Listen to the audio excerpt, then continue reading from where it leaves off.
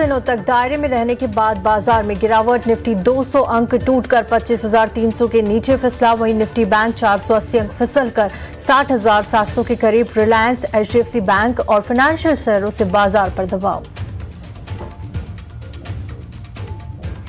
IT शेयरों में लगातार तीसरे दिन खरीदारी। इंडेक्स आधे % से ज्यादा ऊपर। इंफोसिस, टेक महिंद्रा आधे से 1% से ज्यादा चढ़े। वहीं कोफोर्ज, एचसीएल, विप्रो और टीसीएस भी आधे से 1.5% मजबूत।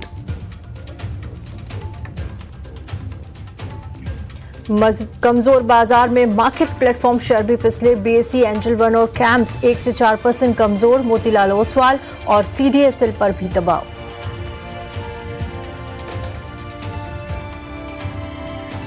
बिहार में एमएफआई बिल पास होने से फाइनेंशियल शेयरों पर दबाव। एल&टी फाइनेंस, एमएनएम फाइनेंस और मुथूट फाइनेंस 2 से 4% फिसले। वहीं श्रीराम फाइनेंस, आदित्य बिरला कैपिटल और मनापुरम फाइनेंस में भी 2 से 3% की गिरावट।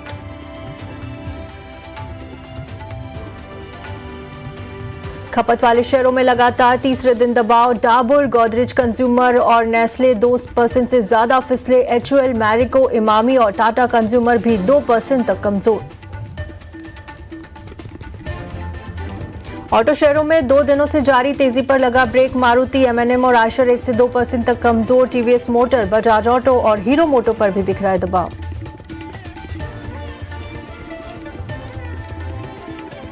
रियल्टी शेयरों में भी बिकवाली हावी। इंडेक्स 1.5% से ज्यादा फिसला। गोदरेज प्रॉपर्टीज, डीएलएफ, लोढ़ा में 2% की कमजोरी। वहीं प्रेस्टीज एस्टेट और ओबराय रियल्टी में भी 2% तक की गिरावट।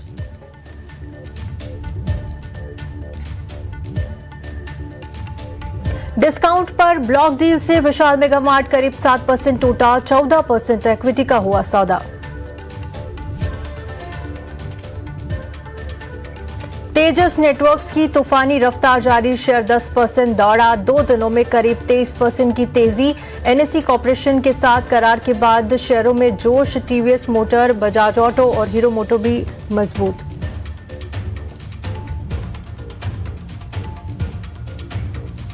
ओमनीटेक इंजीनियरिंग के आईपीओ में पैसा लगाने का आज आखिरी दिन। अब तक आईपीओ को मिला सुस्त रिस्पांस। सिर्फ 18% भरा आईपीओ।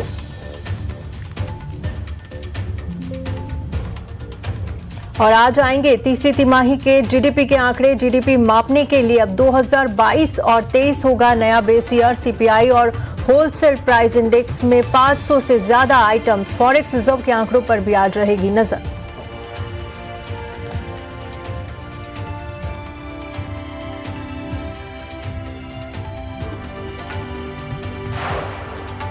गुड आफ्टरनून, नमस्कार, स्वागत है आपका योर स्टॉक्स। और बाजार में 2 दिन में रेंज बाउंड दायरे में कारोबार होने के बाद आज हमें गिरावट देखने को मिल रही है। निफ्टी की बात करें तो फिलहाल यहां पर 175 अंकों से ज्यादा की गिरावट है। 25,321 के लेवल पे निफ्टी में कारोबार हो रहा है। ऊपरी स्तरों से गिरावट। सेंसेक्स में भी आप देख सकते हैं 450 अंकों से ज्यादा की गिरावट इस वक्त हावी होती हुई। वहीं बैंक निफ्टी की बात करें तो यहां पर गिरावट थोड़ी ज्यादा आप देख सकते हैं। करीब 350 अंकों से ज्यादा की गिरावट है। 60,804 800 के नीचे आ सकता है कभी भी बैंक निफ्टी। तो यहां पर भी गिरावट देखने को मिल रही है। निफ्टी के गेनर्स पर नजर डालें तो टॉप गेनर्स में आज इटरनल शामिल है। लगातार हम देख रहे हैं पिछले दिनों कंसोलिडेशन में बना हुआ था शेयर और आज इटरनल करीब 2% की तेजी दिखा रहा है और निफ्टी का टॉप गेनर बना हुआ है। यहां पर आप 1.5 से 2% के बीच की तेजी देख सकते हैं। एचसीएल टेक, इंफोसिस और ट्रेंड देखिए आज फिर से आईटी शेयर जो है आईटी पैक बाजार को सपोर्ट करता हुआ। एचसीएल टेक में करीब 1.5% की तेजी। इंफोसिस में आप देखेंगे 1.25 से 1.5% के बीच की तेजी है। अपोलो और ट्रेंड में भी आप देख सकते हैं करीब आधे से 1% की तेजी है इस वक्त। ये हो गए निफ्टी के टॉप गेनर्स की बात। वहीं लूजर्स पर अगर नजर डालें तो डॉक्टर रेड्डीज पर आज दबाव आप देख सकते हैं। करीब 2.5% के आसपास की गिरावट इस वक्त हावी होती हुई। एचडीएफसी लाइफ और भारती एयरटेल में भी आप देखेंगे करीब 2.25 से 2.5% की गिरावट यहां पर भी हावी हो रही है। भारती एयरटेल और इंटरग्लोब एविएशन यहां पर भी 2 से 2.5% के बीच की गिरावट है। नेस्ले, श्रीराम फाइनेंस और एसबीआई लाइफ, टाटा कंज्यूमर यहां पर भी आप आज साफ तौर पे गिरावट देख सकते हैं। आज पूरे एफएमसीजी पैक पर डेंट पड़ा हुआ नजर आ रहा है। यहाँ पर चलिए अब एक बार नजर डाल लेते हैं एडवांस और डिक्लाइन की रेशो पर। तो देखिए इस वक्त 960 शेयर्स यहाँ पर हरे निशान में कारोबार कर रहे हैं, वहीं 1871 शेयर इस वक्त लाल निशान में कारोबार करते हुए नजर आ रहे हैं। चलिए हमारे मार्केट एक्सपर्ट भी इस वक्त हमारे साथ जुड़ चुके हैं, उनसे भी टेक्निकल राय ले लेते हैं। निमेश जी, आपका बहुत बहुत स्वागत है योर स्टॉक्स में। मैं तृप्ति बात कर रही हूँ और सबसे पहले बाजार पर आपकी राय जानना चाहेंगे।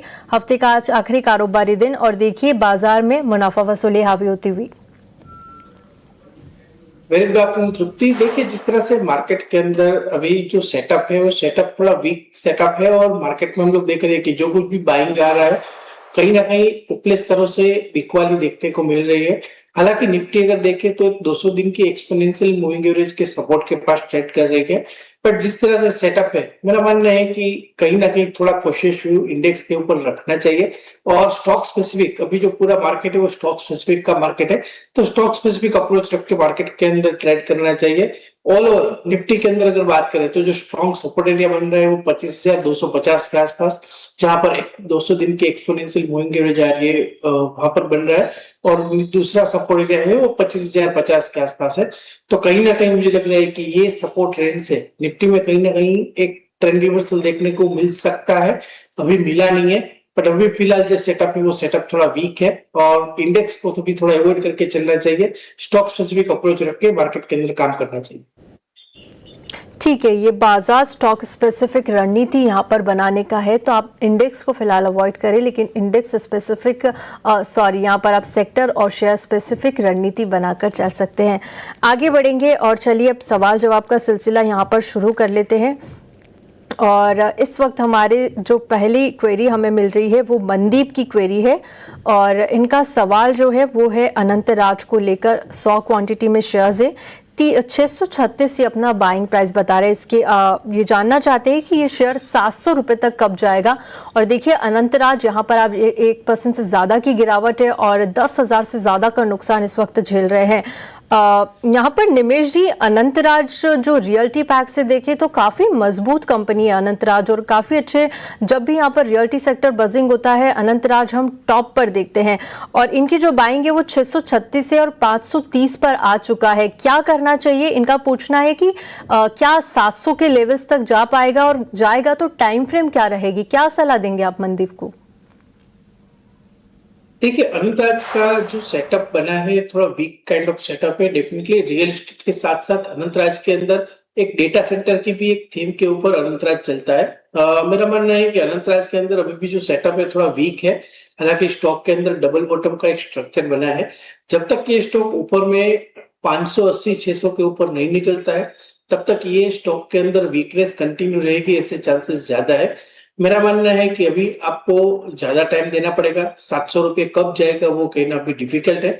जिस तरह से मार्केट का भी सेटअप है, मार्केट भी थोड़ा सपोर्टिव नहीं है, तो कहीं ना कहीं आपको ज्यादा टाइम देना पड़ेगा। और अगर आप ज्यादा टाइम नहीं देने के लिए तैयार है तो मेरा मानना है कि आप नीचे की तरफ जो स्टॉप लॉस है वो अनंतराज के अंदर 524 का एक स्टॉप लॉस रख के ट्रेड कीजिए। अगर 524 का लेवल ब्रेक करता है तो और भी फर्दर गिरावट आ सकती है और आपको ज्यादा टाइम देना पड़ेगा। तो राय यही है कि अभी 524 का स्टॉप लॉस होल्ड कीजिए, और कहीं ना कहीं ऊपर में अगर 580 600 के आसपास आता है तो वहां पर एक बार एग्जिट कर दीजिए। ठीक है, थोड़ा सा वीक नजर आ रहा है। 524 के स्टॉप लॉस के साथ आप यहां पर बने रह सकते हैं। ऊपर में 600 तक के लेवल्स अगर आपको यहां पर मिलते हैं तो निमेश जी की सलाह है कि आप वहां से एग्जिट कर सकते हैं अनंतराज से। आगे बढ़ेंगे और अगला सवाल जो हमें मिल रहा है वो भी हमें यूट्यूब से ही मिल रहा है। एलेक्स का सवाल है और एलेक्स पुणे से बात कर रहे हैं। इनके पास जो शेयर्स है वो है शक्ति पंप के शेयर है, 15 शेयर्स है, 686 ये अपना बाइंग प्राइस बता रहे हैं और फिलहाल 2,500 तक का नुकसान ये झेल रहे हैं, क्योंकि आज शक्ति पंप में भारी गिरावट है। 515 पे कारोबार कर रहा है, करीब 2 से 2.25% की गिरावट आप शक्ति पंप्स में देख सकते हैं।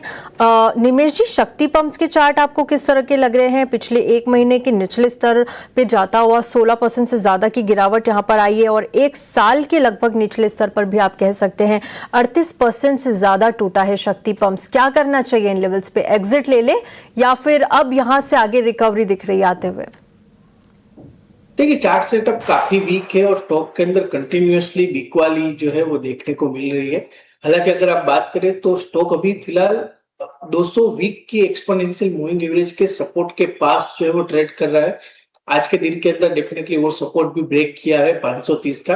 बट मेरा मानना है कि इतनी गिरावट बाद स्टॉक के अंदर एक टेक्निकल बाउंस जो है वो आने की उम्मीद है। तो फिलहाल मेरी यही है कि अभी फिलहाल आपने इतना होल्ड किया है, थोड़ा और होल्ड कर लीजिए।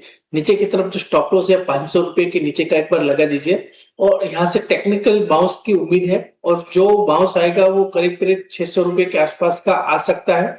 तो राय यही है कि अभी आप थोड़ा वेट एंड वॉच कीजिए, 500 रुपए का एक स्टॉप लॉस लगा के, क्योंकि ऑलरेडी ओवरसोल्ड टेरिटरी में है। मैं एक बाउंस का एक्सपेक्टेशन कर रहा हूँ और 600 रुपए के आसपास अगर आता है तो वहां से एक बार एग्जिट कर दीजिएगा, क्योंकि जिस तरह से गिरावट स्टॉक के अंदर हमने पिछले दिनों से अंदर देखी है, वापस रिकवरी आने में काफी टाइम लगेगा। बट एक टेक्निकल बाउंस की उम्मीद है, तो 600 रुपए के आसपास अगर स्टॉक आता है तो वहां पर एक बार एग्जिट की राय है। 600 रुपए के आसपास अगर यहाँ पर आता है तो एग्जिट की सलाह होगी। स्टॉप लॉस का भी आप ध्यान रखिएगा और फिलहाल यहाँ पर बने रहिए, 600 के आसपास एग्जिट कर सकते हैं। आगे बढ़ेंगे और अगला सवाल भी हमें यूट्यूब से मिल रहा है। मनोज टांग का सवाल है और गुजरात के राजकोट से बात कर रहे हैं।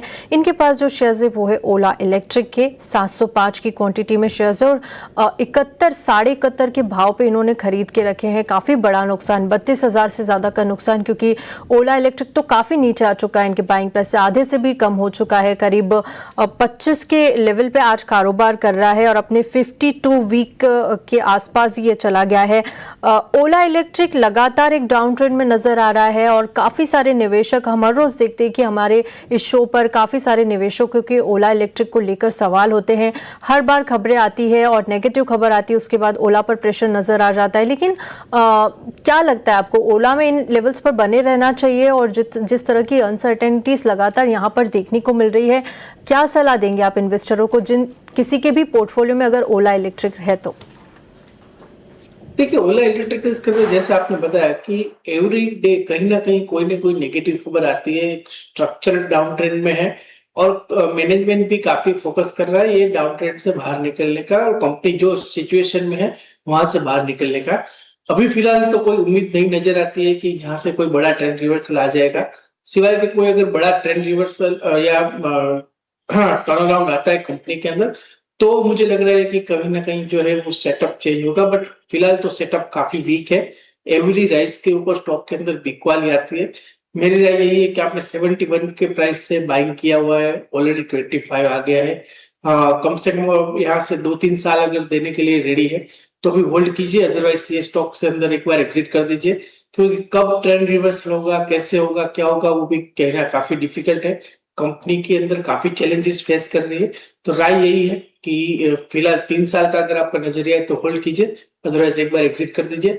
चार्ट सेटअप काफी वीक लग रहा है, कब ट्रेंड रिवर्सल आएगा पता नहीं। ठीक है, कब तक ट्रेंड रिवर्सल आएगा उसका कुछ पता नहीं, क्योंकि काफ़ी सारे चैलेंजेस यहाँ पर लगातार कंपनी फेस कर रही है। यहाँ से आपको एग्जिट की सलाह है, लेवल्स आपको पता है, उन लेवल्स पर आप एग्जिट कर सकते हैं। चलिए आगे बढ़ेंगे और अगले लाइव कॉलर को शामिल करेंगे। इस वक्त हमारे साथ शक्ति जुड़ चुके हैं। शक्ति, हाय, गुड आफ्टरनून। कहाँ से बात कर रहे हैं आप और क्या सवाल है आपका? मैडम, मैं जमशेदपुर से बोल रहा हूँ। जी जी, बहुत बहुत स्वागत है। मेरे पास ना इंडिगो के शेयर है, काफी दिनों से रखे हैं, जैसे 1 साल नहीं हुए अभी, लेकिन वो 5400 के भाव से लिए थे, तो अभी तो नीचे ही चल रहा है काफी दिनों से। समझ नहीं आ रही, जब से इंडिगो क्राइस हुआ है, तो इसका क्या फ्यूचर प्रोस्पेक्ट्स है? शुड वी होल्ड ऑन और सेल इट? बिल्कुल शक्ति जी, यहाँ पर आपके पास इंटरग्लोब एविएशन इंडिगो के शेयर्स है, 20 की क्वांटिटी है, 5,500 बाइंग प्राइस है और आपने होल्ड करके रखा है प्रॉफिट के लिए, लेकिन यहाँ पर आपको 13,000 से ज़्यादा का नुकसान हो रहा है। आज भी देखिए 2.25% के ज़्यादा की गिरावट है, 4,822 के लेवल पे इंटरग्लोब एविएशन कारोबार कर रहा है। निमेश जी, इंडिगो पर चर्चा कर रहे हैं और इनके पास जो शेयर है, शक्ति के पास इंडिगो के हैं 20 शेयर है, 5,500 बाइंग प्राइस है। नुकसान इस वक्त हो रहा है इन्हें, क्योंकि हमने जिस तरह से देखा था कि फ्लाइट डिसरप्शंस जो हुए थे कंपनी को, उसका काफ़ी नुकसान और काफ़ी इम्पैक्ट शेयर पर नेगेटिवली देखने को मिला था। लेकिन एविएशन सेक्टर में आप इंडिगो को किस तरह से देखते हैं? क्या ये अभी भी स्ट्रॉन्ग प्लेयर्स है? जिस तरह की ब्रोकरेजेस की रिपोर्ट आती है तो वो तो काफ़ी बुलिश नज़रिया इंटरग्लोब पर लगातार दे रहे हैं, लेकिन यहाँ पर शक्ति को नुकसान हो रहा है। क्या लगता है आपको, शक्ति के जो लेवल से वहां तक जा पाएगा? और आने वाले दिनों के चार्ट्स इंडिगो के कैसे लग रहे हैं आपको? देखिए, चार्ट सेटअप की अगर बात करें तो स्टॉक के अंदर एक नेगेटिव ट्रेंड के अंदर चल रहा है और एक साइडवे रेंज के अंदर चल रहा है। जिस तरह से चार्ट का सेटअप है, कहीं ना कहीं स्टॉक ऊपर में 5200 का एक स्ट्रॉन्ग रेजिस्टेंस फेस कर रहा है और वहां से हम लोग देख रहे हैं कि बार बार एक सेलिंग प्रेशर जो है वो देखने को मिल रहा है। अभी भी जिस तरह से स्ट्रक्चर है, आपको थोड़ा टाइम देना पड़ेगा। आपने जो बाइंग प्राइस से लिया है, मुझे लग रहा है कि बाइंग प्राइस आने की उम्मीद तो है। जिस तरह से सेटअप है थोड़ा वीक है, बट ऑल ओवर कंपनी का फंडामेंटल काफी स्ट्रॉन्ग है और आने वाले दिनों में आने के चांसेस मुझे लग रहे हैं। तो अगर कहीं आप 3 से 6 महीने का टाइम पीरियड लेके चलते हैं तो मुझे लग रहा है कि कहीं ना कहीं आपका बाइंग प्राइस आने के चांसेस मुझे ज्यादा लग रहे हैं। नीचे की तरफ जो स्ट्रॉन्ग सपोर्ट एरिया है वो 4650 के आसपास का है। तो मैं राय दूंगा कि आप 4650 के स्टॉप लॉस अभी होल्ड कीजिए और ऊपर में कहीं ना कहीं 5200 5500 तक के लेवल आने वाले दिनों में देखने को मिलेंगे। ऐसे चांसेस मुझे ज्यादा दिख रहे हैं। ठीक है, फंडामेंटली चार्ट्स फंडामेंटल्स भी मजबूत है, कंपनी के चार्ट्स भी यहाँ पर आने वाले दिनों में अच्छे दिख रहे हैं। 4600 के स्टॉप लॉस के साथ आप यहाँ पर बने रहिए। अच्छे लेवल्स 5000 से ऊपर तक के लेवल्स भी निमेश जी यहाँ पर बता रहे हैं कि आने वाले दिनों में मिल सकते हैं। आपके बाइंग प्राइस से ऊपर भी जाता हुआ इंडिगो 3 से 6 महीने में नजर आएगा, तो फिलहाल होल्ड की सलाह। चलिए इसी के साथ यहाँ पर रुकेंगे, एक छोटे से ब्रेक के लिए करते हैं और अगला सवाल ले लेते हैं। हमें यूट्यूब से ये क्वेरी आई है, प्रदीप की क्वेरी है और लुधियाना से इन्होंने हमें सवाल भेजा है। इनके पास जो शेयर्स है वो कोचिन शिपयार्ड के हैं, 55 शेयर्स है, 490 इनका बाइंग प्राइस है और काफ़ी बड़ा मुनाफा 54,000 से ज़्यादा का प्रॉफिट इन लेवल्स पर हो रहा है आज। हालांकि 2% की गिरावट है कोचिन शिपयार्ड में और यहाँ पर देखिए 1477 के लेवल पे कारोबार कर रहा है। एक स्मार्ट इन्वेस्टर का इन्होंने उदाहरण दिया है। देखिए इन्होंने यहाँ पे प्रॉफिट बुक कर लिया है और स्प्लिट एंड बोनस का जो फायदा था वो भी यहाँ पे उन्होंने उठा लिया और उस पैसे को फिर से इन्वेस्ट कर दिया है। लेकिन अभी पूछना चाहते हैं कि अब क्या करना चाहिए इन लेवल्स पर, आगे के चार्ट्स कैसे नजर आ रहे हैं। कोचिन शिपयार्ड आपको कैसा लग रहा है निमेश जी, और किस तरह के चार्ट्स नजर आ रहे हैं? एक साल में काफी अच्छा रिटर्न इसने बनाकर दिया है, करीब 30% के आसपास यहाँ पर रिटर्न आया है। क्या करना चाहिए कोचिन शिपयार्ड में इन लेवल्स पर? देखिए, शॉर्ट टर्म सेटअप तो थोड़ा वीक लग रहा है और नीचे की तरफ मैं मानता हूं कि अभी एक सपोर्ट के पास ही ट्रेड कर रहा है। अगर नीचे में 1450 का लेवल ब्रेक करता है तो स्टॉक में और फर्दर गिरावट आने के चांसेस दिख रहे हैं, जो करीब करीब मुझे लग रहा है कि कहीं ना कहीं 1250 तक के हो सकते हैं। तो राय यही है कि आपने लॉन्ग टर्म इन्वेस्टमेंट किया है, अच्छे लेवल पे इन्वेस्टमेंट किया है और अच्छा प्रॉफिट हो रहा है, तो 1450 का एक ट्रेलिंग स्टॉप लॉस लगा दीजिए। अगर 1450 का लेवल ब्रेक होता है तो और भी आपको सस्ते लेवल पे कोचिंग शिपयार्ड मिलने के चांसेस है। बट अगर यहाँ से अगर बाउंस आता है तो मुझे लग रहा है कि कहीं ना कहीं 1650 एक रेजिस्टेंस एरिया बनेगा। जब तक ये स्टॉक 1650 के नीचे है, कोई बड़ी रैली आने के चांसेस नहीं दिख रहे हैं। तो व्यू क्लियर है। अभी 1450 का एक स्टॉप लॉस, 1450 के नीचे एक स्टॉप लॉस लगा दीजिए और अगर 1650 के ऊपर जाता है तो स्टॉक के अंदर जो है वो आप होल्ड कर सकते हैं। अदरवाइज एक बार एग्जिट करके कोई अच्छे मोमेंटम वाले स्टॉक के अंदर एंट्री ले सकते हैं। ये सलाह कोचिन शिपयार्ड पर आपको मिलती हुई। लेवल्स का ध्यान रखिएगा, जो लेवल्स आपने निमेश जी ने आपको सुझाए हैं। आगे बढ़ेंगे और अगला सवाल भी यूट्यूब से लेंगे। दीपू भल्ला का सवाल है हमारे पास और इनके पास RVNL के 150 शेयर्स है और इनका जो बाइंग प्राइस है 422 से बता रहे हैं। एक साल के व्यू से इन्होंने होल्ड करके रखे हुए हैं और आज RVNL में हम देखेंगे हल्की फुल्की गिरावट इनके बाइंग प्राइस से नीचे आ चुका है, 317 के लेवल पे आज कारोबार कर रहा है। लेकिन पिछले कुछ दिनों से देख रहे हैं हम यहाँ पर थोड़ा सा कंसोलिडेशन ही बना हुआ है। निमेश जी, RVNL में क्या करना चाहिए? 15,000 से ज्यादा का नुकसान हो रहा है इन्हें और रेलवे स्टॉक्स में ज्यादा कोई एक्शन नजर नहीं आ रहा है इन दिनों। डेफिनेटली रेलवे स्टॉक के अंदर एक्शन नजर नहीं आ रहा है, बट RVNL का अगर आप चार्ट स्ट्रक्चर देखिए तो 300 रुपए एक स्ट्रॉन्ग सपोर्ट एरिया है, जहां से हम लोग देख रहे हैं कि बार बार ये लेवल से स्टॉक के अंदर बाइंग आता है और कहीं ना कहीं 400-450 तक के लेवल पास में हम लोगों ने आते हुए देखे हैं। जिस तरह से अभी सेटअप है, मेरा मानना है कि एक स्ट्रॉन्ग सपोर्ट एरिया के पास है और रिसेंटली 2 दिन पहले कंपनी को एक बड़ा ऑर्डर भी मिला था। राय यही है कि अभी आप होल्ड कीजिए और शॉर्ट टर्म में मुझे लग रहा है कि 350 तक के लेवल देखने को मिलेंगे और अगर 350 जो 200 दिन की एक्सपोनेंशियल मूविंग एवरेज एरिया है, अगर उसके ऊपर निकलता है तो चांसेस है कि फिर से 400 रुपए के लेवल शॉर्ट टर्म में आ सकते हैं। तो ऑल ओवर सेटअप जिस तरह से बना है, एक स्ट्रॉन्ग सपोर्ट एरिया के पास है, और एक ट्रेंड रिवर्सल के सिग्नल भी मिले हैं, तो 300 रुपए के स्टॉप लॉस से मैं आपको होल्ड करने की राय देता हूँ। पहला टारगेट 350 का रहेगा, दूसरा टारगेट 400 रुपए का आरबीएनएल के अंदर आने वाले दिनों में देखने को मिलेगा। 300 रुपए के स्टॉप लॉस के साथ आप यहाँ पे बने रहिए। 350 का पहला टारगेट और 400 तक यहाँ का दूसरा टारगेट बनता हुआ नजर आएगा। ये सलाह आरबीएनएल पर दीपू भल्ला को मिलती हुई। चलिए इसी के साथ योर स्टॉक्स को यहीं समाप्त करेंगे। निमेश जी, आपका बहुत बहुत शुक्रिया हमारे साथ जुड़ने के लिए और हमारे दर्शकों को गाइड करने के लिए, अपना समय देने के लिए शुक्रिया सर।